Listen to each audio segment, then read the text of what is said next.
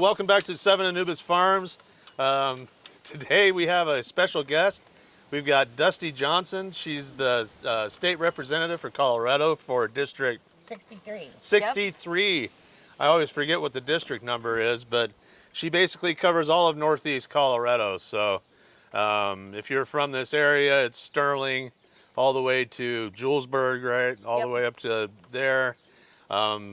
Down here to Akron, which is probably kind of the southern part of your district, I would assume. Yeah, all the way down to the end of Washington County. So yeah, so we're pretty much on the south end of her district, and it also would include towns like Sterling, Marino, Atwood, Holyoke, Caxton, Yuma, Ray in there too. Yep, right. Ray's in there. So if you're from this area, there's a bunch of little small towns that you probably never heard of. Dusty actually did some time and went to school in Fort Morgan, which is the rival for the place that we grew up, which was Sterling. Yeah, that's funny. So it's the Sterling Tigers versus the Fort Morgan Mustangs. Yep. Kind of just a high school sports thing, but high school sports around here is kind of big, kind of like it is down south. Yeah. We don't have pro teams except for the Broncos. So, and that's, Go Mustangs. Yeah. So anyway, welcome back for another exciting edition. So we'll have some time today with Dusty. Dusty, do you got something you'd like to talk about today? Yeah, really just looking at everything that makes rural special. So yeah, I have 7 counties, which are Logan, Morgan, Phillips, Sedgwick, Washington, Yuma, and parts of Weld County. And my whole mission is advocating for agriculture, whether it be big family production, LLCs, to small hobby farms, to anything in between, just to promote where food comes from. So I was able to meet you at Crazy Days. Yep. And saw the after products that you're selling to people, literally on the street, because they were doing it in the middle of Main Street. Yep. And then wanting to learn where that starts, just to better educate people. A lot of people in Akron, Fort Morgan, where you travel, know about ag. Right. But then spreading that to the urban areas of how does it get to their plate or wrapped up in the pretty bags with all the packaging. Yes. Where does that come from, and where are the roots? Yeah, maybe some of the work that's actually involved. It is crazy how some folks do not understand. They really don't get that farmers are what are actually producing the things you see in the grocery store. But it does not come from the grocery store. No, and it doesn't come from there at all. Yeah. Right? Kroger has very little to do with the actual production of anything that they sell. Right? They do brand some of their things, but they don't even make those, really, honestly. So, those are usually special contracts or something. Yeah. It's usually, and I know how some of it goes. Like, for instance, their cheese. They don't make cheese, but they do have branded cheese. And I know who makes it, right? That's Leprino Foods, by the way. It does, yes. Yeah. But if you talk about it, it's like, is it Kroger's, is it Walmart, is it Costco? And that's all people affiliate with the food. Yeah. Yeah, and there's a whole bunch of people, but yeah, so Dusty's here to help get the word out and help out the small farmer, the big farmer, just agriculture in general out here. So it's a real pleasure to have her here. We're going to go on a little tour. Most of you folks have been with the channel for a little while, have seen some of this stuff. Oh, yeah. But we're going to give her the first-hand tour of some different things that we do. So we do some things a little different. We try to throw modern technology into small farming. Yep. Right. So and with a emphasis on regenerative. I know the regenerative farming word gets thrown out there a lot, but it's truly what we're doing. In terms of how we manage our animals, rotational grazing, along with reseeding and replanting and improving our pasture land as we go. Right. And then we also do one that probably no one around here really does. Is fish fertilizing, right? So we also have a lot of fish, which we keep in tanks downstairs. They're kind of like show tanks, but the reality is you have to clean those things, right? And when you do There's a water, work in ag? yeah, yeah. And so there's a lot of people in agriculture now. There's some folks out here that are actually doing this on a larger scale with tilapia and trout and some things like that. There's hatcheries around. But as far as we know, we're the only folks that are recycling the fish waste from doing fish tank changes and then putting that directly into our garden, right? Our market garden. So we don't waste any water, even though we're on well and all that. And lots of folks, when you're on a well, they just kind of think, wow, water's just kind of free. Well, in a way, doesn't it last kind of forever. is, but it's not. Yeah. We're all a part of the Ogallala Aquifer, which is think of it as a great big underground lake that's probably half the size of Kansas, right? It's a very large aquifer that feeds just about everything out here into Kansas, Nebraska, Colorado, parts of Wyoming. Not a whole lot of Wyoming actually, but getting, you know, probably a little bit. Some little tendrils. Yeah, there are. If you look at a map, there's like it looks like a lake with little, you know, tributaries that kind of come off of there and little fingers that come off of the main piece. So we're all a part of that, but you know, like Shauna said, it's not going to last forever, and it may not. Right? We've heard reports that the aquifer's down quite a bit, that they've been thinking about doing water restrictions, which would be really terrible. Like there's some spots in Idaho where they shut off 500,000 acres of production potato farming just due to water restrictions. So we're conscious of that out here too as well. We do a lot of drip irrigation. We do all of this on timers, right? So that you're not just running water. It's all very automated. And besides, you know, a couple of folks in their mid 50s, that's how you got to farm. Right? As much automation and ease of operation is kind of our motto, is to work smart, not hard, right? Yes. And if we can't do that, then we'll have trouble. But anyway, we'll get on to doing some other stuff here. But Dusty, any final stuff you'd like to tell the audience today? Just love how you pointed out the different practices, because our farmers, ranchers are stewards of the land, the best at it. We hear sustainable thrown out everywhere, but what's sustainable for this farm is not going to be sustainable on the western slopes. So really looking at the stewardship on individual properties, and sometimes depending on how big the property is, it's individual acreage as well, or Right. location sites. So definitely making what works for you all is going to be different, and we need to promote that you know the best way to handle your land and production, and we need to let that happen. Yes, exactly. Yeah. Yeah. All right, well, on to more on the video. Thanks again. And that's it for right now.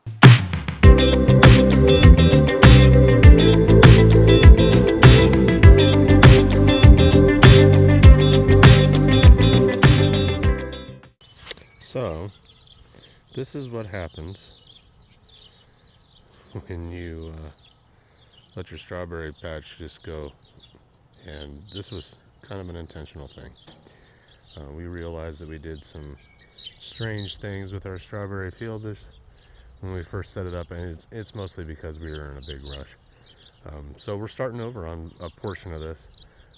Back behind over here, closer to those juniper trees, is a couple more rows that are going to get put in and cleaned up, and we're kind of just going to start over.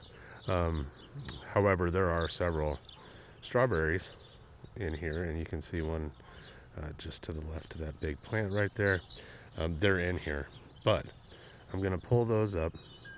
I'm working on pulling all the laymen out, water lines, got all that cleaned up, right? But we've got more to do.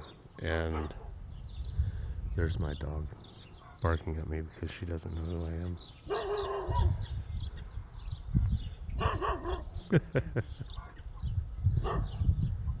Anyway, so we got that box over there is a new chicken tractor. It's kind of a little chicken pen, but we're gonna make it into a chicken tractor. Mostly just, we're gonna make something homemade, DIY, but it just takes so much time. So we're gonna try this thing out. We'll put it on some skids, and we're gonna let the chickens clear out all this weed material that you guys see in here, right? If I miss a strawberry plant, maybe they'll get that too, but behind there, it's a little hard to see from this angle. I'll show you in a minute, but I've got a new strawberry bed. So the ones that I find in here that are still good, viable plants, I'm going to put into the new bed. I will do that one, get it set up properly, and we're bound and determined to do these strawberries correctly, but this got out of our hands and it was just too much. All right, the strawberry reclamation project is moving along. We've got the shelter built, keep the shade going for these guys in the hot summer sun.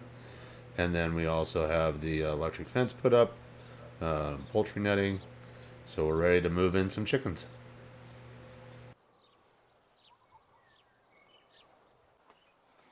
Test 1, 2. Now you say something. Say something.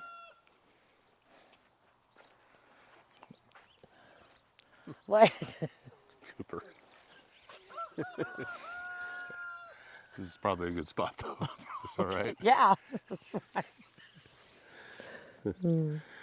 Welcome back to Seven Anubis Farms, and this is part 3 of our field and garden work video series that we're doing. Just kind of, we spend that much time getting our field, and well, this year especially the field, in certain aspects with all the cherry bushes we've put in.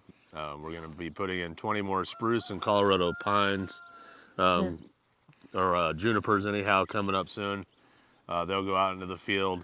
And then field work also includes getting our strawberry patch area here behind us Yeah. straightened out, right? So, and it's just been kind of a train wreck, right? Because it's just too many weeds, and we tried to just work through that by putting in our strawberry beds, and it just honestly didn't work out.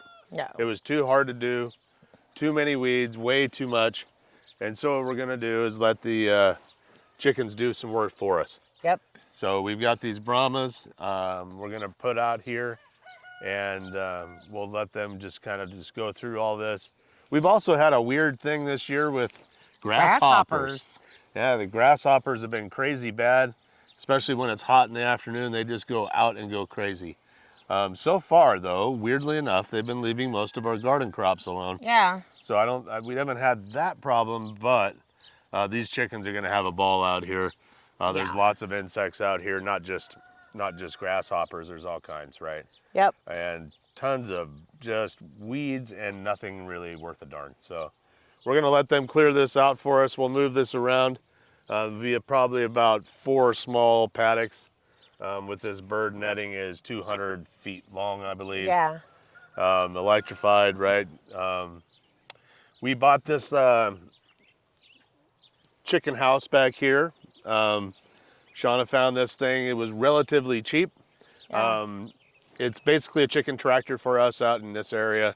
And then this model will probably be something like a prototype for what we put out on the field, Yeah. the pasture proper, even though this really is transformed pasture that we've Yeah. actually done too. So anyway, we're actually gonna have our birds on pasture like we've been talking about wanting to do for some time.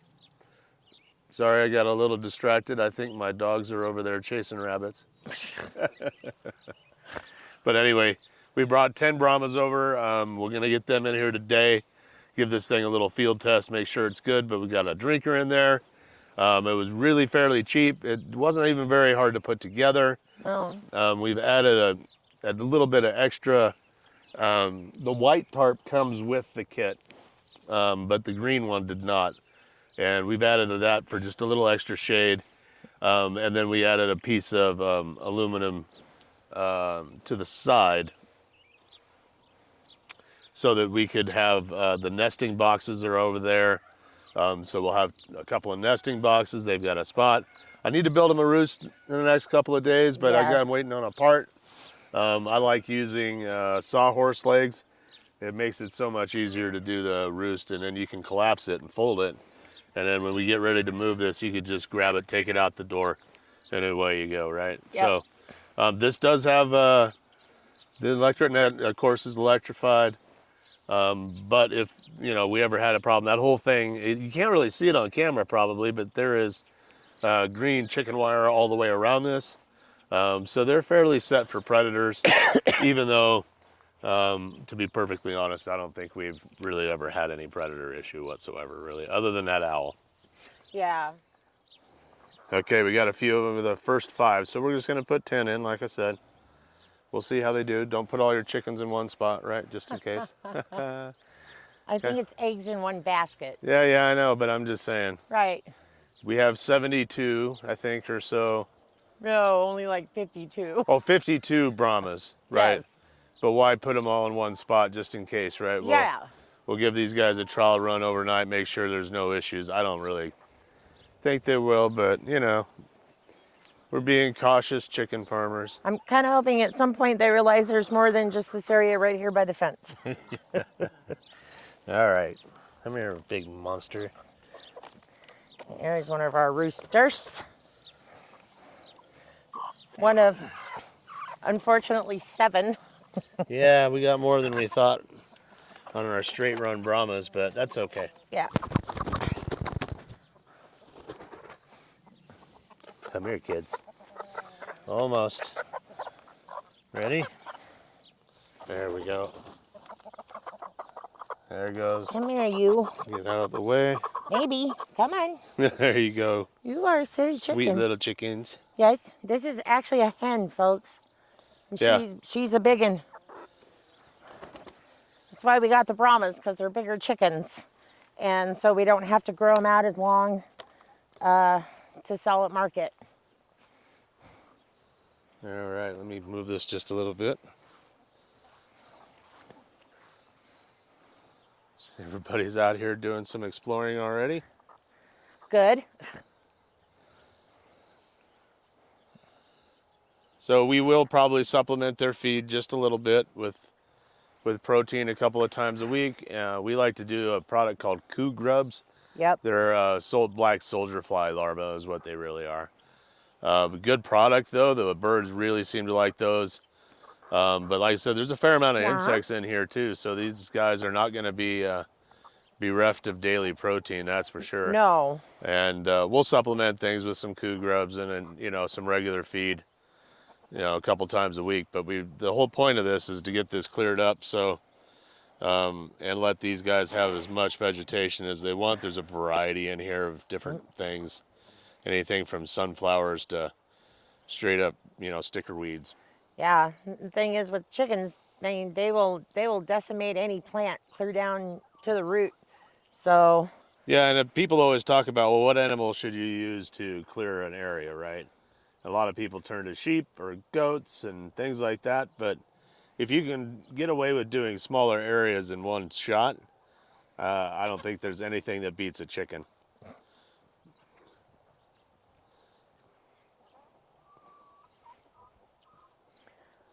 like These kids.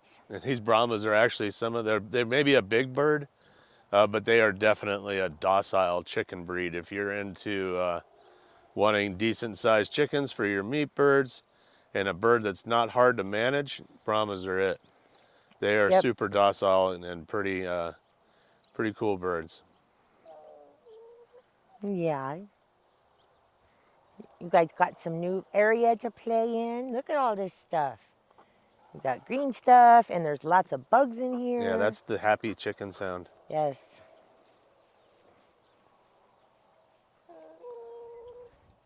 Yay, we finally have chickens on pasture. Yes. Ta-da!